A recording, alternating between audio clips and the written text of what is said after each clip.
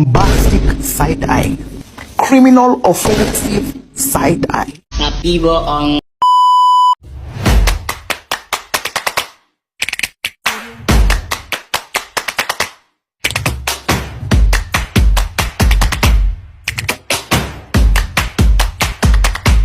Assalamualaikum warahmatullahi wabarakatuh. Perkenalkan, nama saya Devi Rawasari. Saya dari kelas 10F. Saya di sini akan membacakan sebuah cerita teks anekdot beserta dengan langkah-langkahnya tersebut.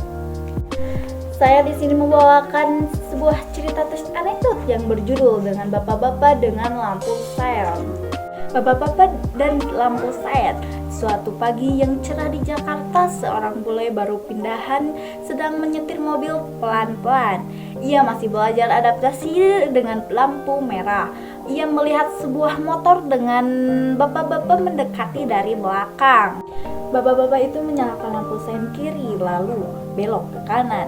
Bule itu bingung lalu bertanya ke supir di sebelahnya, kenapa lampu sen kiri tapi belok ke kanan?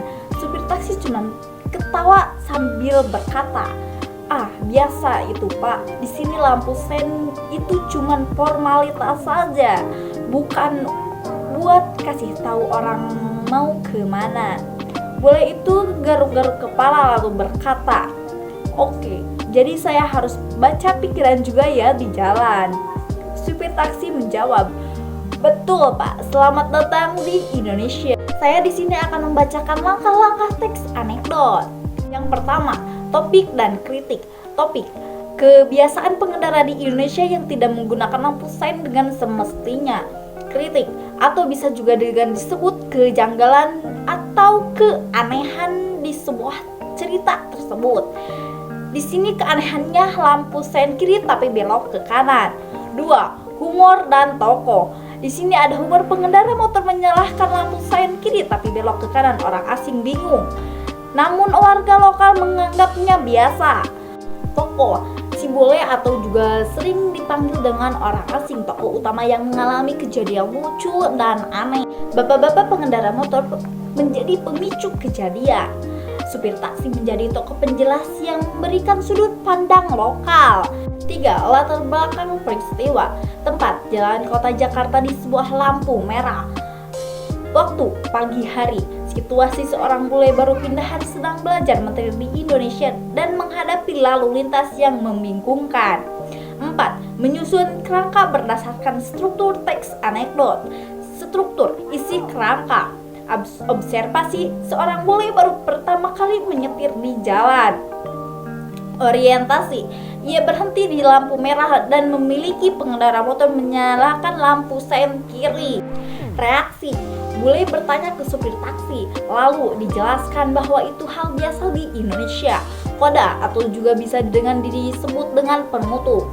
Supir taksi mengucapkan selamat datang di Indonesia, menandakan peristiwa itu sebagai situasi yang umum dan lucu.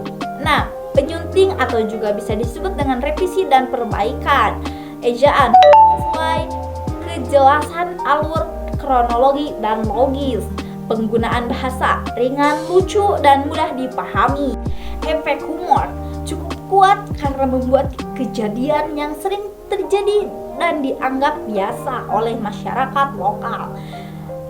Kesesuaian struktur anekdot lengkap, observasi, orientasi, krisis, reaksi, dan koda. Jadi kita harus lebih hati-hati kalau sedang berkendara di jalan, dan kita harus fokus kalau sedang di perjalanan. Sekian dari saya. Kalau ada salah kata atau kurang nyaman dengan pengucapan saya yang belepotan seperti ini, saya undur diri. Wassalamualaikum warahmatullahi wabarakatuh.